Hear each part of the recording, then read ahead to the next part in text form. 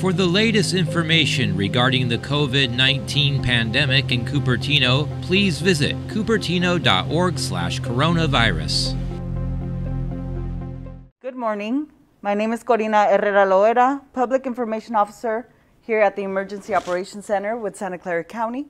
Welcome to Facebook Live. We will be taking off our mask. Well, I will be taking off my mask during this segment so you can understand me more clearly, and our ASL interpreters can also understand and interpret. Thank you all for joining us today. We have today Jessica Gonzalez, who's a school counselor for Eastside Union High School District. And we will be talking about the importance of mental health during a pandemic and how stigma can make a problem worse. We will also talk about the fatigue and how it can make some people stop following guidelines and let our guard down. It is very important to regain control and raise our guard, especially by wearing our masks, maintaining our social distance, 6 feet apart at least, remembering to wash our hands for 20 seconds, and if we do have anybody maybe visit us and we don't know, meet with people outdoors. Also, we must take the test once a month or every 2 weeks if possible if we're essential employees. As community members, we are reminded daily of the pandemic, of the alarming numbers that continue to climb, and going into purple, many begin to feel the effects of this pandemic, which can result in feelings of anxiety, depression, or even isolation. So we have a very important topic to discuss today. Welcome, Jessica. Thank you for being with us. Thank you. And let's start with our first question. What would you say to people who are beginning to feel these feelings, whether anxiety, depression? Is it normal? Should they look for resources? So I would like to first emphasize and make it very clear and normalize that all of this is normal. It's normal to feel anxious. It's normal to feel depressed, to feel isolated. The world is changing. The world has always changed, right? We've always experienced different changes, right? But sometimes, you know, when things happen or changes happen across the globe or across the country for us, we don't feel that impact because it isn't directly affecting us, right? So this time change came fast, it came unexpected, uninvited, and it is affecting the entire world in the same way. Some of us more than others, obviously. So we've had to make adjustments from one day to the next, literally, and those adjustments have impacted our lives, right? Those adjustments are made to our lives, our daily routines. Some of these changes are self-imposed. Some of these changes are imposed by external demands, right? Like what we're having to do with our masks and, you know, social distance, not gather with family. And so all of this is really testing our resilience, our spirit, our emotional state, right? Because uncertainty leads to anxiety. Right? So we don't know what's next. We don't know what's going to happen, right? Social isolation leads to loneliness. So all of these feelings that we are all going through, because we are all going through them, definitely impacts us. And this is definitely normal. And so when you start to feel these emotions or become part of this state of mind, it is really, really important that you do seek help, that you do seek the resources that the county has laid out for us. There also are resources that, if you have children at schools, they can refer you to, which will possibly and more than likely be the ones that the county has outlined for us to lean on, right, if we need that help. Thank you. And what would you, as a counselor, at a high school, seeing youth, would you say that there are more youth seeking services nowadays during this time? You know what? Here at the school that I'm at, we definitely see the self-referrals, right? The students asking for the help because they know they are being impacted. They know that this is affecting them very much emotionally and mentally. And we work with our social worker who we make the referrals to, and she has definitely seen a big increase in self-referrals, right? Because usually what happens here is the teachers or staff members or counselors who work directly with the students will make that referral to our social worker, right? Either she'll start meeting with them or she'll refer them out to outside community resources and agencies. And this time around, what she's seen is an increase in self-referral. So students are actually seeking that help because they know they need it and they feel that it's going to help them. That's great to hear, you know, especially the youth seeking those services on their own. And so, you know, we want to encourage, right, like Jessica mentioned, we want to encourage adults to also do that. And something else I want to touch on, as we've discussed, is the stigma. You know, stigma, we'll start with stigma around COVID-19, right? What that means. If I have it, you know, I'm not going to say anything because I'm going to be looked at differently. You know, people are not going to want to invite me or talk to me. And so we need to get away from that, you know, making it, you know, we didn't invite, as Jessica said, we didn't invite this disease, you know, into our communities. And so it's not something that we created, and it's something we can't see. And so anybody can get it. Anyone can get it at any time. And so we need to normalize, you know, that if we do have it, we need to speak up and say, hey, I'm not feeling well, right? Or I tested positive and I know I have it. I can't see you. I can't come to work. You know, our children cannot see each other. We need to be honest with ourselves and with others. Also, you know, if we know somebody that has it, we need to be understanding. We need to support, right? They can't go out to the grocery as anybody else that might not have it. So supporting our neighbors, supporting our family members, leaving groceries at the door, we get to support one another. Instead of seeing it as, you know, something like, oh God, you know, they have it, let's not talk to them or let's not see them, we get to support one another. And we get to come closer, especially during these times, to lower these numbers. And, you know, we sometimes have family members that, you know, want to come over, want to invite us. We get to be honest and say, you know, not today, not anytime soon. You know, for now, we know that it's 14 days of quarantine. But even that, right, if we can stay away from folks longer, then let's do that. And seek out services, resources for a county. You know, if you need to quarantine yourself and you live with others, you know, and you can't be there, we have resources. So just call and make sure that we support one another to maintain those numbers from going higher. We need to get those numbers down. And so, Jessica, in regards to mental health services, you know, we also know in certain communities, it's like, you know, don't say anything, keep your problems to yourself, don't talk to anybody. What would you say, you know, around that? You know, whether it's help for themselves or help for their children or even a niece and nephew, you know, a family member. What would you say around that? So we shouldn't be ashamed, right? We shouldn't be ashamed that we're sick or that we, you know, have COVID or that we've had it. We shouldn't avoid seeking help.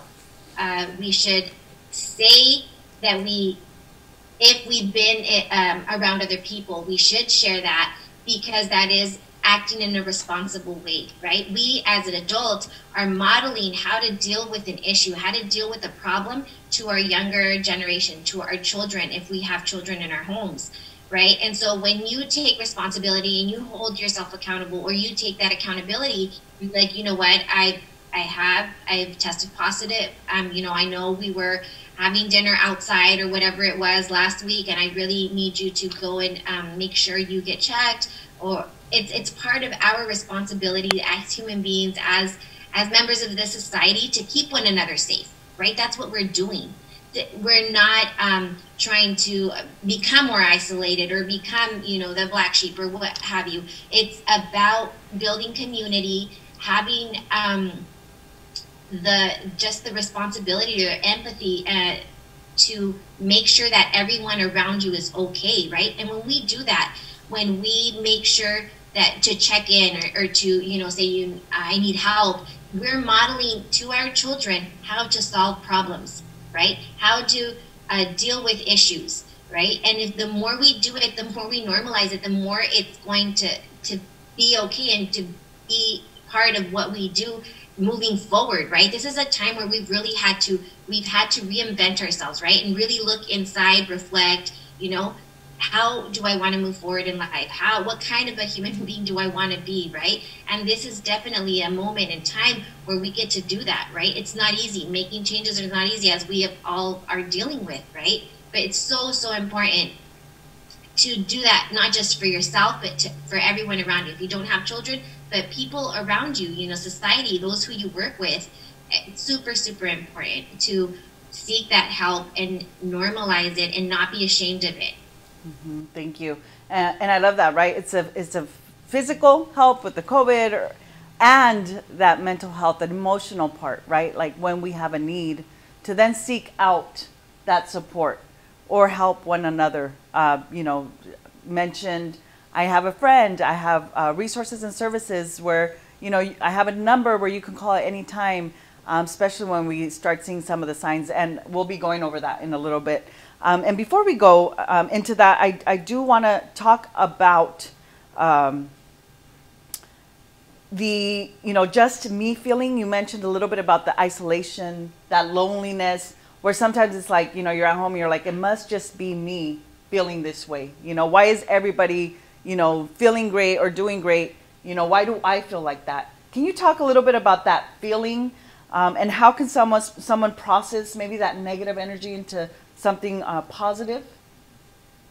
Right. So when we are isolated or when we are alone most of the time, we feel like it's just us, right? We're the only ones who are dealing with that issue. We've lost that connection, that physical connection that we've all been used to, that we've all known, right? So again, going back to that, everything that we've known to be normal right now has changed for us.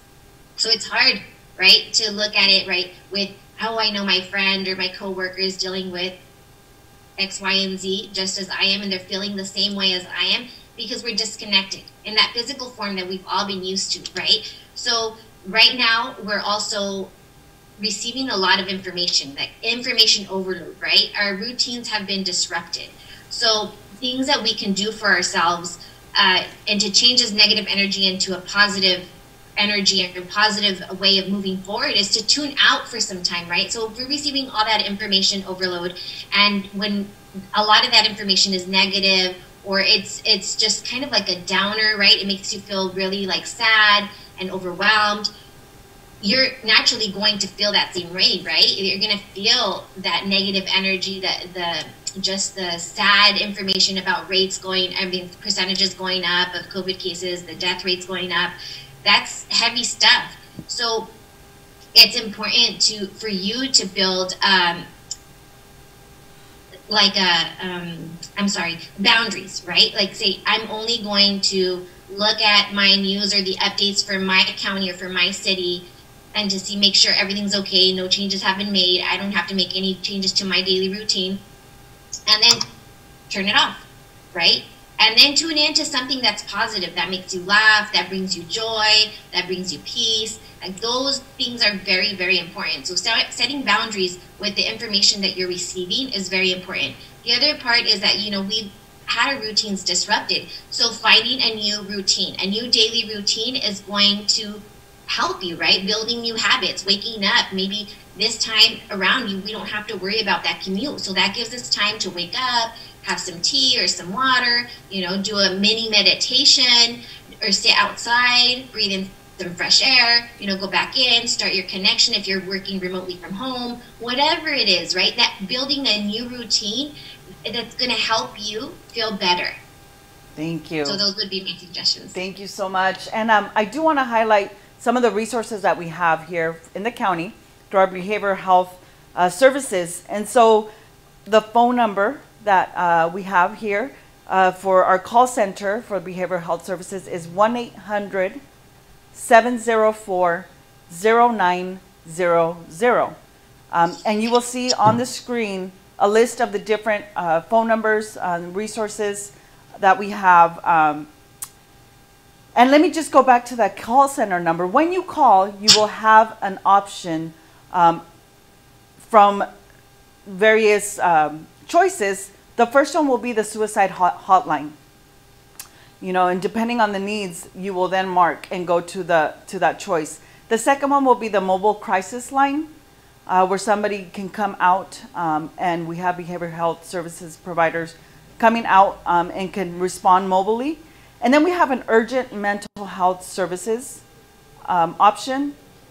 And then the next one, we have a referral to mental health or substance use services. And then the next one will be general information. And so these are the different options that we have.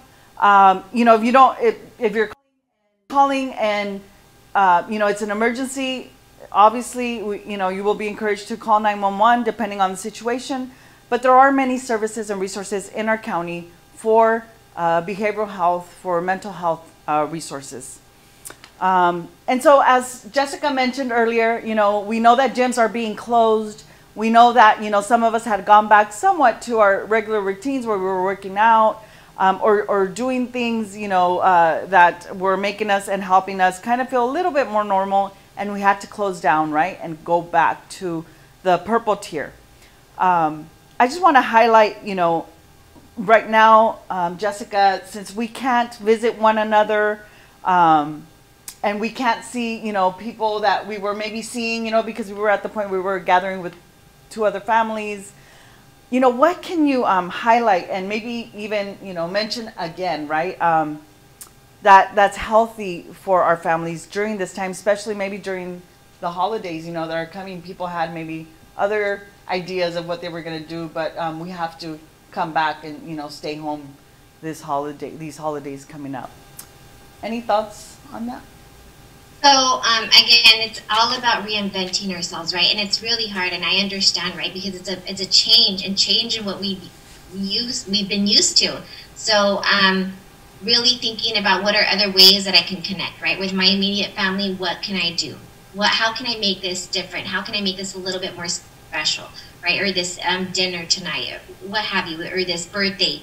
How can I make it, am I going to go back to Zoom calling or Zoom parties, or, what about writing letters? We've kind of lost that, right? I remember growing up with writing letters to my cousins or to my aunts and uncles.